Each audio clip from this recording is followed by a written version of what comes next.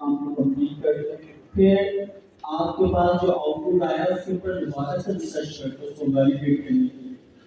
फिर उसमें कुछ इम्प्रूवमेंट होती है, फिर उसके ऊपर और फर्दर रिसर्च करते हो और फाइनल वर्जन आपको जो आउटपुट होता है वो फाइनली मिलाते हो। ये क्या होता है, चैन ऑफ थॉट्स। कोई भी काम दिया जाए, आप उस काम को फर्स्ट टाइम परफॉर्म करें, उसका जो आउटपुट आया उसको दोबारा से चेक करें, फिर उसको और इम्प्रूव करें। क्योंकि आपकी जो लर्निंग का प्रोसेस है, सोचने का जो प्रोसेस है, इस सोचने के प्रोसेस को हम कहते हैं चैन ऑफ थॉट्स। इस प्रकार वीडियो भी हमने बनाई है, आप लोग देखिएगा ओवन जिसको आया है उसके क्या क्या बेनिफिट्स हैं। और दोस्तों, टॉपिक हमारे पास जो स्टार्ट होने वाला है वो ये वेरिएबल। वेरिएबल्स हमारे क्या होते हैं, टेक्निकल भी हम बात करेंगे। सबसे इम्पोर्टेंट चीज आप समझें कि मेन चीज हम क्या करने जा रहे हैं। आपके जो भी रियल वर्ल्ड एग्जिस्टिंग बिजनेसेस, हम उन बिजनेस को कन्वर्ट करते हैं डिजिटलाइज प्लेटफॉर्म पर। फॉर एग्जाम्पल, आपका कोई भी बिजनेस है, कोई भी प्रोसेस है, उस प्रोसेस को डिजिटल ट्रांसफॉर्मेशन से यूजर के लिए आसान बनाया जाए। प्रॉब्लम्स क्या है? फॉर एग्जाम्पल, हम बैंकिंग सेक्टर की तरफ चलते हैं और वहां देखते हैं आप लोग यूटिलिटी बिल्स पे करते हैं। तो एक अभी भी काफी लोग उसी तरह पे करते हैं, काउंटर पे आप जाते हैं, आप अपना बिल लाइन लगाते हैं, आपका नंबर आता है, आप उसको बिल भी देते हैं जिस पर कंज्यूमर नंबर लिखा होता है। सेकंड चीज, जितनी अमाउंट होती है वो अमाउंट को आप देते हैं, उस टाइम पे आपको देते हैं, आपको बिल पे करवाते हैं। जिस दिन लास्ट डेट होती है उस दिन आप देखते हैं कि कितनी लंबी लाइन लगी हुई होती थी। अच्छा, अब प्रॉब्लम ये बिजनेस का आपकी बिजनेस का एक प्रोसेस था। हमने इस चीज के अंदर एक प्रॉब्लम फाइंड की कि यार कंज्यूमर जो है उस बेचारे को एक अच्छी खासी लंबी लाइन लगाना पड़ती है, अपने तमाम जरूरियात काम छोड़ के इस काम के लिए जाना पड़ता है और इतने लंबे प्रोसेस से गुजरना पड़ता है। तो इसको डिजिटलाइज ट्रांसफॉर्मेशन उन्होंने क्या की कि प्रॉब्लम को आइडेंटिफाई की, आइडेंटिफाई करने के बाद फिर नेक्स्ट काम क्या किया, उसको डिजिटल प्लेटफॉर्म पे कन्वर्ट किया। अच्छा, अब एक डिजिटल प्लेटफॉर्म इस तरह हो सकते थे, सबसे पहले जितनी भी बैंकिंग एप्लीकेशन थी या आपके सिस्टम थे, उन्होंने कॉन्टेक्ट सेंटर के थ्रू आपकी बिल पे करवाना शुरू कर दिया। आप कॉल एजेंट को कॉल करते थे, पता नहीं आप में से किसी ने करवाया भी नहीं, कितने लोगों ने कॉन्टेक्ट सेंटर कॉल करके अपनी यूटिलिटी बिल्स पे करवाया, कोई भी पता भी नहीं ऐसा भी होता था। तो डिजिटल प्लेटफॉर्म के आप हमारे डिजिटल प्लेटफॉर्म पे यानी कनेक्ट हो रहे, कॉन्टेक्ट सेंटर वाला आपके बिहाफ पे आपका बिल वगैरह आपका अगर अकाउंट में मौजूद है तो ट्रांजैक्शन यूटिलिटीज करता है। लेकिन देखिए प्रॉब्लम क्या थी उसमें, बेतहाशा प्रॉब्लम। एक आप बिल पे करवाना चाहते हैं, आपने बिल दिया, पैसे दिए, स्टैम्प लगाए, काम नहीं खत्म, सिंपल वन यानी आपके डॉट स्टैम्प के ऊपर काम होते हैं, टाइम जितना भी लगा। अच्छा, यही काम जब इन्होंने डिजिटलाइज कॉन्टैक्ट सेंटर पे लाए तो बेतहाशा चीजें थी। यूटिलिटी बिल पे करवाना, कंज्यूमर नंबर देना, आपने गलत कंज्यूमर नंबर बता दिया तो क्या होगा, बेतहाशा चीजें थी। फिर आपने जब बिल पे आपकी बिहाफ पर बैंकिंग ट्रांजैक्शन हुई, वहां पे वो ट्रांजैक्शन रिसीव हुई या नहीं उसका स्टेटस 2 दिन बाद आपको पता चलेगा। तो ये प्रॉब्लम है। अच्छा, अब आप प्रॉब्लम की सॉल्यूशन जो था आपने डिजिटलाइज प्लेटफॉर्म पे कन्वर्ट करने की कोशिश की, आपने और ज्यादा मुश्किल बना दिया। तो मुझे बताएं, कंज्यूमर जो डायरेक्टली जाता है बिल देता है, उसके बाद स्टैम्प लगती है, उसको वापस मिल जाती है हाँ आपका बिल पे हो गया, ये चीज ज्यादा बेहतर थी या फिर 2 दिन इंतजार करना। अच्छा, फिर उसको उन्होंने क्या किया, इसको और स्मूथ बनाया कि आपकी डिजिटल एप्लीकेशन बनी कि जितनी ट्रांजैक्शन है यूटिलिटीज की इस तरह की आप उसको और आसान कर। तो अब क्या होता है कि जैसे आपका मंथली बिल आता है वो वहां पे शो हो जाता है, आपने कंज्यूमर नंबर ऐड किया, तो नेक्स्ट मंथ में जैसे ही आपको बिल आता है वो अपडेट हो जाता है, आप पे के बटन पे क्लिक करते हैं, स्टेटस अपडेट हो जाता है। अब बैकएंड पे भी वही काम हो रहा है, कि आपकी ट्रांजैक्शन होगी, उनके अकाउंट में जाएगी, अपडेट होगी, लेकिन इन्होंने वही वाला प्रोसेस कर दिया जो काउंटर पे होता था, स्टेप डाल के आपको दे देते। आपने बिल पे किया, बिल पे करते ही वो आपको बिल पे हो जाता है।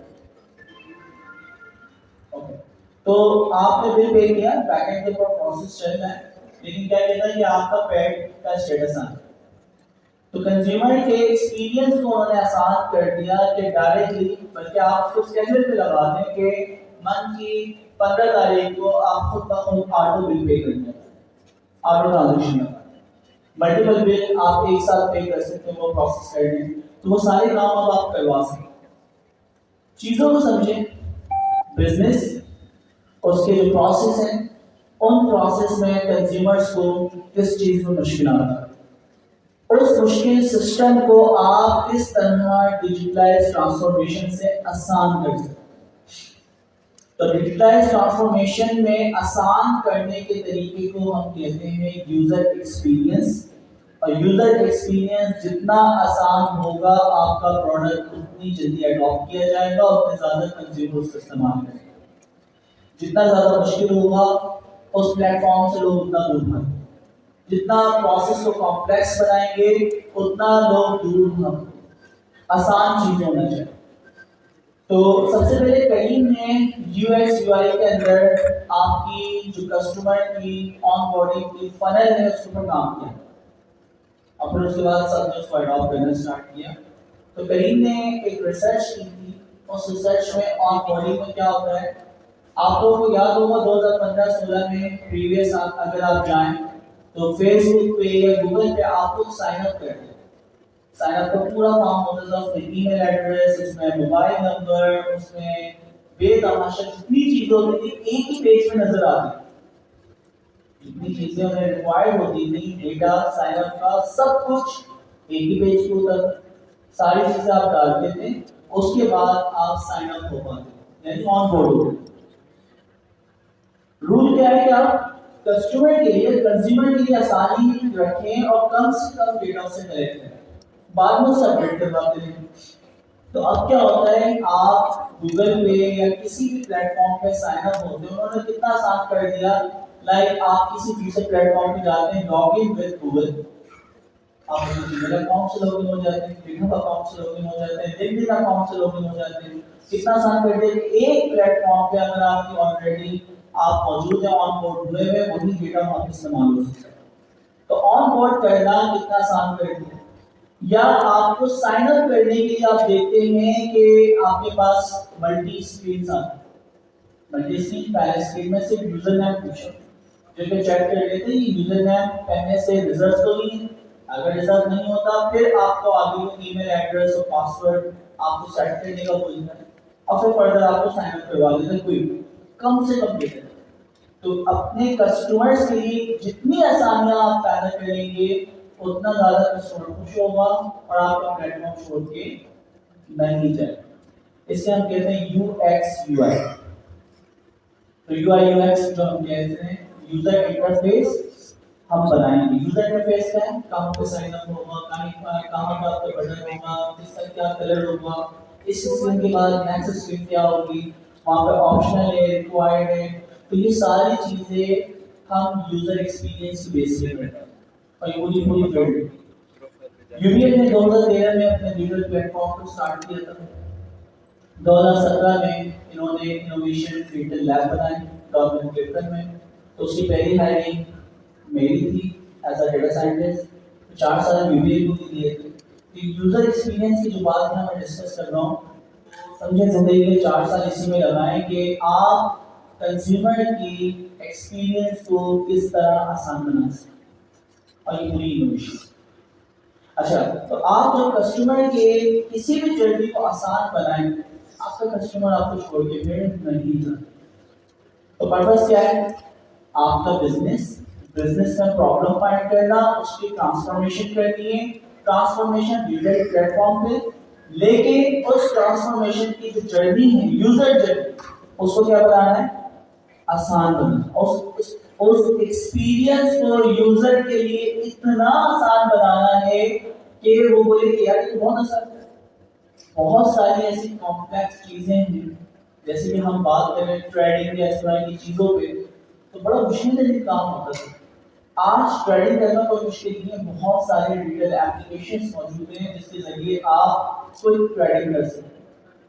ठीक है, तो अमीन जरा इसके कोई एग्जांपल है आपके माइंड में, यूजर एक्सपीरियंस ट्रेडिंग में किस तरह आसान हो सकता है, कोई भी आपके माइंड में चल रही हो। यूजर एक्सपीरियंस का कॉन्सेप्ट आपके पास क्या है, आप ये कंसीडर करें कि एक बिजनेस है। पहले तो बिजनेस की डेफिनेशन आप लोगों को क्लियर करना जरूरी है। कितने लोगों को मालूम है बिजनेस की क्या डेफिनेशन है? हमारी इस मार्केट के पर्सपेक्टिव से एक मैं सवाल कर रहा हूँ, कौन बताना चाहे? कोई आपको बताना चाहे तो कुछ और बता रहा है। Sir buying and selling. Buy and selling, ठीक है। और कोई? सर्विसेज, सर्विसेज रेंडर करना, ठीक है। और बताएं? लीगलाइज करना। और जी,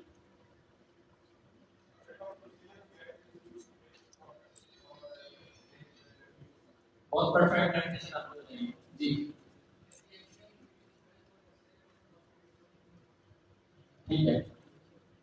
अच्छा, वैसे मुझे बड़ी संजय बताइए, आपका मैं बैकग्राउंड जान सकता हूँ?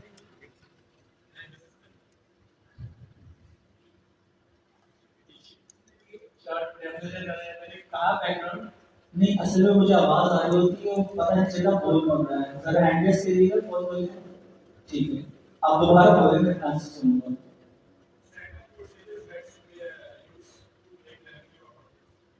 सही है, परफेक्ट, माशाल्लाह। ठीक है। अभी आप ये कंसिडर करें कि आप इस वक्त जो भी चीजें पढ़ रहे हैं, टेक्नोलॉजी आपकी सारी पढ़ रहे हैं, कोई डर नहीं, इसका आप आउटकम कैसे ले सकते हैं, मतलब इसमें यूज करने का आप किसी प्रॉब्लम को कैसे सोल्व कर सकते हैं। आपके पास एक जैसे की फिनटेक की एप्लीकेशन है जो ऑलरेडी मोस्टली लोगों ने यूज करी होगी, कोई भी ऑनलाइन बैंकिंग सर्विस आपने यूज करी होगी। उस ऑनलाइन बैंकिंग में अगर आपने टास्क परफॉर्म करना है, जैसे कि फंड ट्रांसफर करना है, पैसे आपके अकाउंट में मौजूद है, आपने किसी को सेंड करना है, तो उसका प्रोसेस क्या होगा? पहले आप जिस चीज पे गए, जो भी बैंकिंग के आप यूज करते हैं वहां पर आप गए, पहला प्रोसेस तो आपका अकाउंट बनाने का था, ऑनबोर्डिंग का था, तो उससे तो एक स्टेप अब आगे आ गए। अब आपके पास अकाउंट है, अकाउंट के पास अकाउंट में बैलेंस है। अब उस अकाउंट को लॉगिन करते हैं, लॉगिन करने के बाद आपने फंड ट्रांसफर करना है। फंड ट्रांसफर का प्रोसेस क्या होगा कि आपने पहले ये देखना है जिसको ट्रांसफर करना है वो डोमेस्टिक अवेलेबल होना चाहिए, क्योंकि आपका जो बिजनेस सर्विस है वो तो डोमेस्टिक अलाउ है।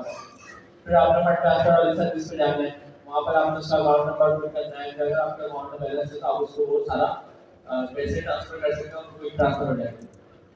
तो ये जो पूरा प्रोसेस है, जो स्टेप्स हैं कि पहले क्या हो रहा है, दूसरे नंबर पे क्या हो रहा है, थर्ड नंबर पे क्या हो रहा है, और इस पूरे प्रोसेस के बाद जो काम कंप्लीट हो रहा है, इस पूरे प्रोसेस को आप बिजनेस कंसीडर करेंगे कि मेरा बिजनेस एप्लीकेशन का बिजनेस है, जो एप्लीकेशन चलती है।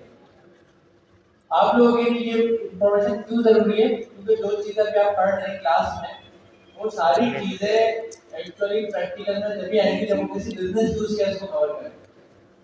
तो ये डेफिनेशन आप लोग अपने माइंड